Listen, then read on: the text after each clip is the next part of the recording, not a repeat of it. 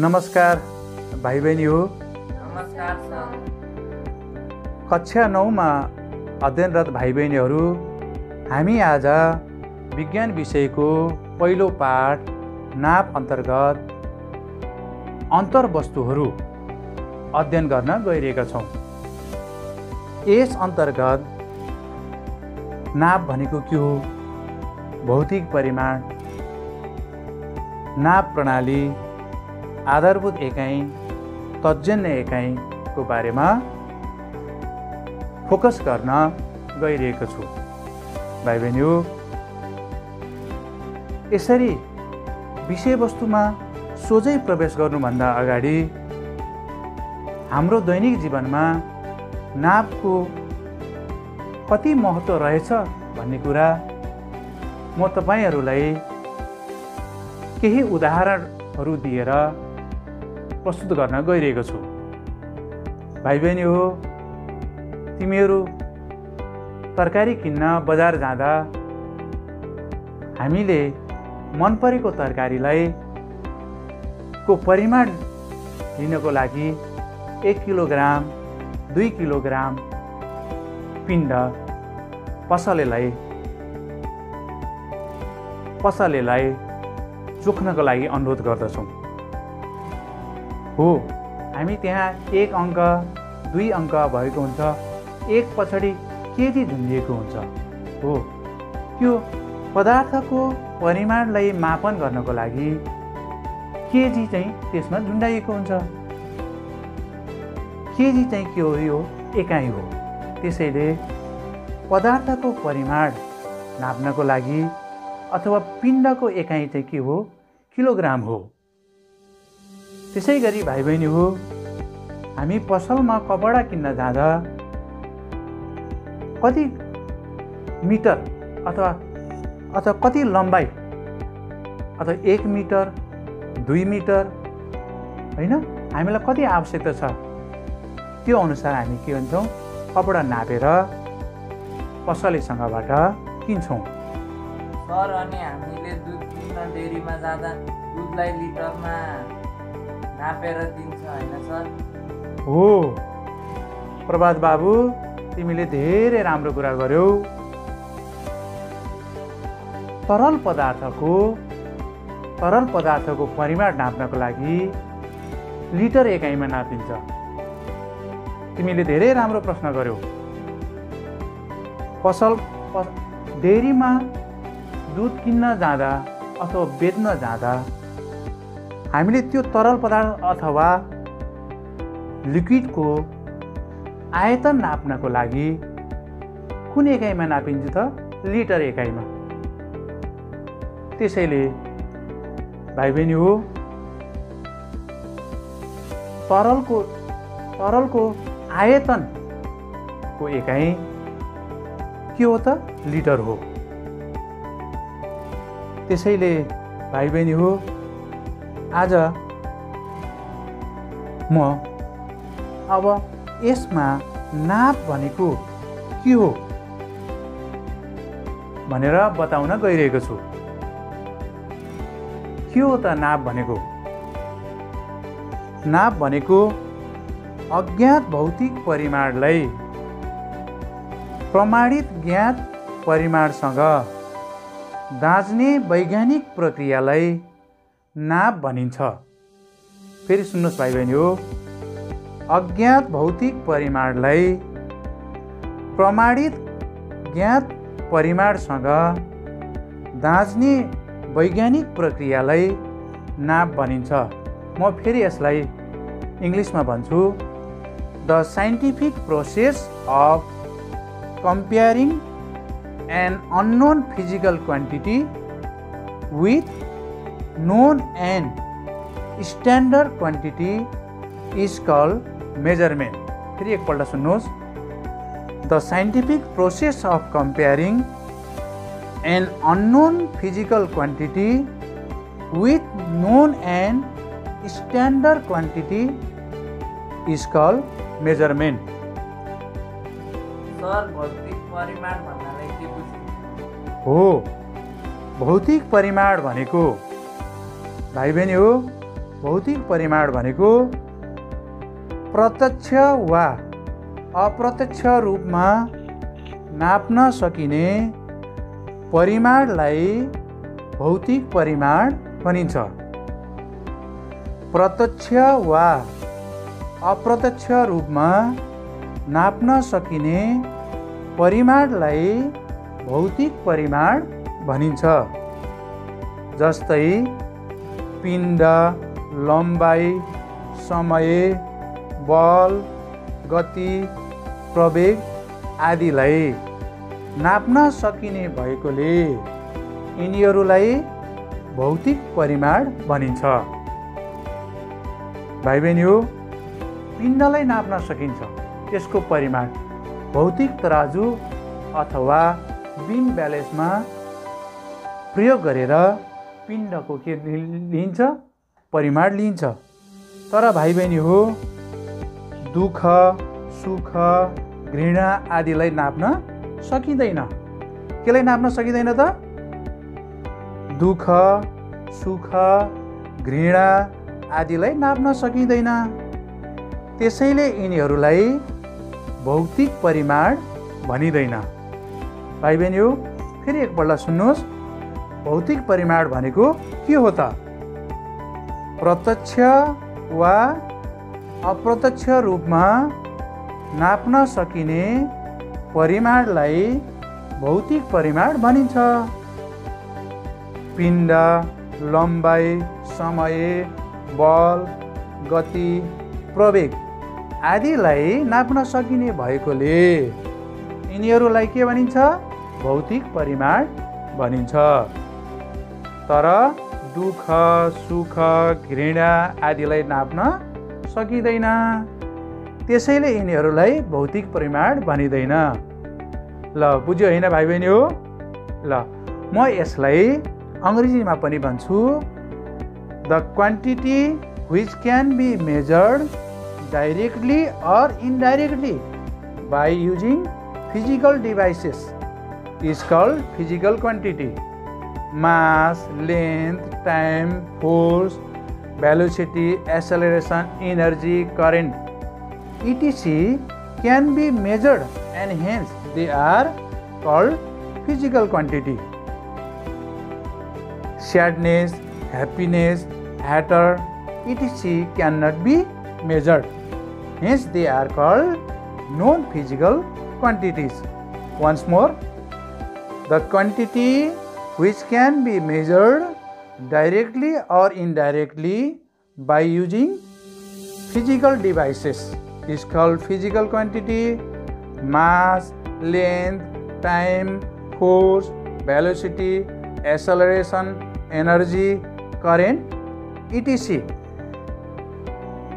can be measured and hence they are called physical quantities. Sir, बलको एकाइ newton हो भने यसमा कुन आधारभूत एकाइ संलग्न हुन्छ? भाइ बहिनी हो, यो अलि पछाडिको प्रश्न भन्नुभयो। अब म भनिदिन्छु यसको प्रश्नको उत्तर। बलको एकाइ न्युटन हो। यसमा संलग्न आधारभूत एकाइहरू किलोग्राम, मिटर प्रति सेकेन्ड स्क्वायर हो। ल, अब हामी फेरि यता आउँछौँ। ल, सुन्नुहोस् भाइ बहिनी हो, अब यसरी भाइ बहिनी हो, अब म तपाईँहरूलाई नापका प्रणालीहरू,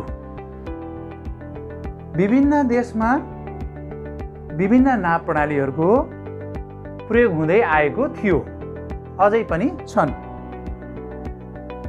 जस्तै मेट्रिक वा एमकेएस प्रणाली। मेट्रिक वा एमकेएस प्रणाली, यस अन्तर्गत लम्बाइलाई मिटर, पिण्डलाई किलोग्राम, समयलाई सेकेन्ड। त्यसै गरी फ्रान्स वा सिजिएस प्रणाली, लम्बाइलाई सेन्टिमिटर, पिण्डलाई ग्राम, समयलाई के सेकेन्डमा व्यक्त गरिन्छ। जस्तै ब्रिटिस प्रणाली वा एफपीएस, लम्बाइलाई फुट, पिण्डलाई पाउन्ड, समयलाई के सेकेन्ड। त्यसै गरी हाम्रो नेपालको सन्दर्भमा अझै पनि अधिकांश ठाउँहरूमा, विभिन्न भौगोलिक प्रदेशहरूमा माना, पाथी, धार्नेको व्यापक रूपमा प्रयोग भइरहेर आइरहेको छ। तर भाइ बहिनी हो, एउटा गाउँबाट अर्को गाउँमा मानापातीको एकरूपता हुन सकेन। यसलाई अझ व्यापक बनाउनको लागि, यसलाई सुधार गर्नको लागि पहिलाका शासक राम शाहले मानापातीलाई अझै सुधारिएर के गरे, प्रयोगमा ल्यायो। तर यसले एकरूपता ल्याउन सकेन। त्यसैले भाइ बहिनी हो, सन् 1960 मा फ्रान्समा एउटा एसआई प्रणालीको विकास भयो। एसआई प्रणालीलाई मुख्यतया कति भागमा विभाजन गरेको छ? 2 भागमा विभाजन गरिएको छ। आधारभूत एकाइ, इन इङ्ग्लिस फन्डामेन्टल युनिट्स, अर्को के छ? तर्जन्य एकाइ। फेरि एकपल्ट भन्नुहोस्, आधारभूत एकाइ, अर्को के हो त? तर्जन्य एकाइ। अब भन्नुहोस् भाइ बहिनी हो, आधारभूत परिमाणहरू के हुन् त भन्दाखेरि लम्बाइ, पिण्ड, समय, धारा विद्युत, प्रकाशको तीव्रता, तापक्रम, पदार्थको मात्रा। आधारभूत परिमाणहरू कतिवटा छन्? 7वटा, 7वटा छन् परिमाणहरू। भाइ बहिनी हो, लम्बाइको आधारभूत एकाइ के हो त? ल भन्नुहोस् त। लम्बाइको आधारभूत एकाइ के हो? मिटर। पिण्डको आधारभूत एकाइ के हो? किलोग्राम। समयको आधारभूत एकाइ के हो? सेकेन्ड। धारा विद्युतको आधारभूत एकाइ के हो? एम्पियर। प्रकाशको तीव्रता क्यान्डेला। तापक्रम केल्भिन। पदार्थको मात्रा मोल। अब भनेपछि भाइ बहिनी हो, अब आधारभूत एकाइलाई कसरी परिभाषित गर्ने?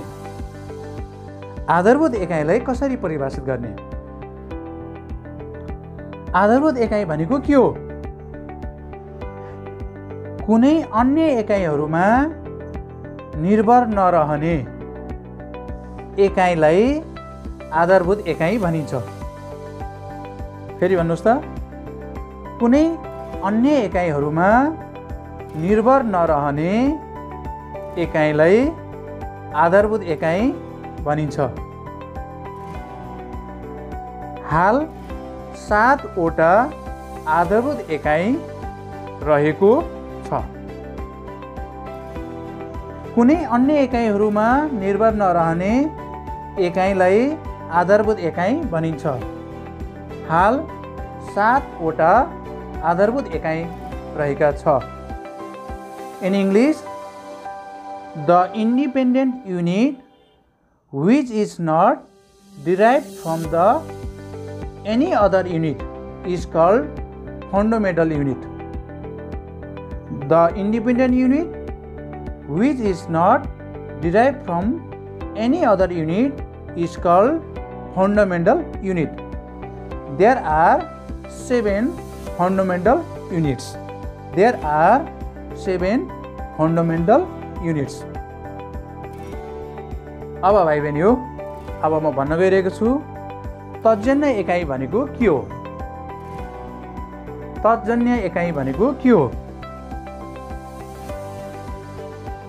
अन्य एकाइहरूमा निर्भर रहने एकाइलाई तर्जन्य एकाइ भनिन्छ। अन्य एकाइहरूमा निर्भर रहने एकाइलाई तर्जन्य एकाइ भनिन्छ। केही तर्जन्य एकाइहरू यस प्रकारका छन्। In English, the dependent unit which is derived or made from other fundamental unit is called derived unit. Once more, the dependent unit which is derived or made from other fundamental unit is called derived unit. Some examples of derived quantities and their unit are given below. भौतिक परिमाण र एकाइ जस्तै क्षेत्रफलको एकाइ के हो? वर्ग metre. क्षेत्रफलको एकाइ वर्ग मिटर अथवा मिटर स्क्वायर। त्यस्तै गरेर आयतनको घन मिटर, आयतनको घन मिटर, घनत्वको किलोग्राम प्रति घन मिटर, बलको तर्जनी एकाइ के हो? न्यूटन। बलको तर्जनी एकाइ के हो? न्यूटन। चापको तर्जनी एकाइ पास्कल। चापको तर्जनी एकाइ के हो? पास्कल। कार्य वा शक्तिको जूल। कार्य वा शक्तिको जूल। मोमेन्टको न्यूटन मिटर। मोमेन्टको न्यूटन मिटर। आवृत्तिको हर्स। आवृत्तिको हर्स। पोटेन्शियल फरक भोल्ट। पोटेन्शियल फरक भोल्ट। अवरोध ओहम। अवरोध ओहम। ल भाइ बहिनी हो, यसरी तर्जन्य एकाइको भौतिक परिमाण र यसको एकाइ पनि हामीले यहाँ छलफल गरियौँ। अब म भाइ बहिनी हो तपाईहरुलाई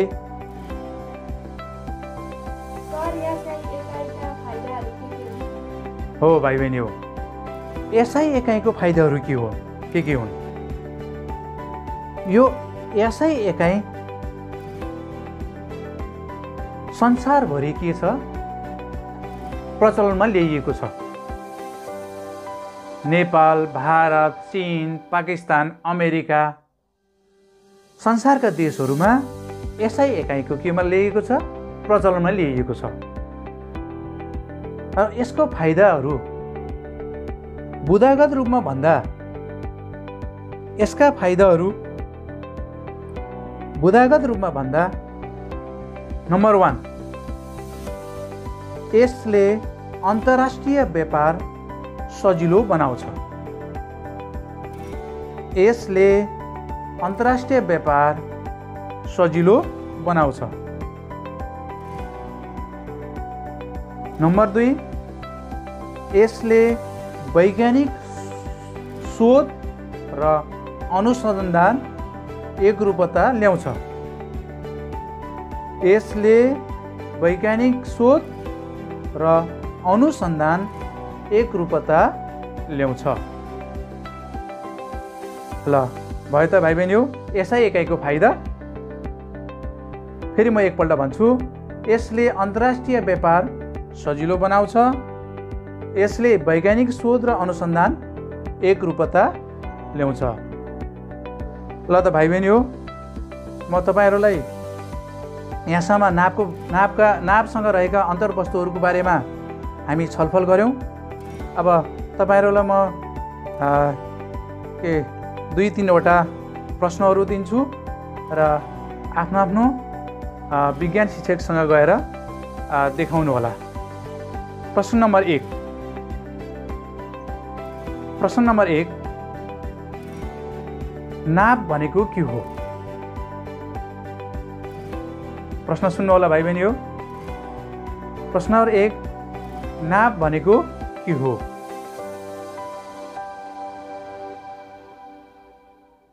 प्रश्न नम्बर 2, भौतिक परिमाण भन्नाले के बुझिन्छ? प्रश्न नम्बर 2,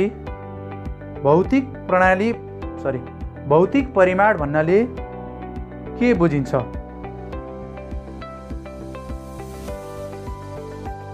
प्रश्न नम्बर 3, आधारभूत एकाइ र तत्जन्य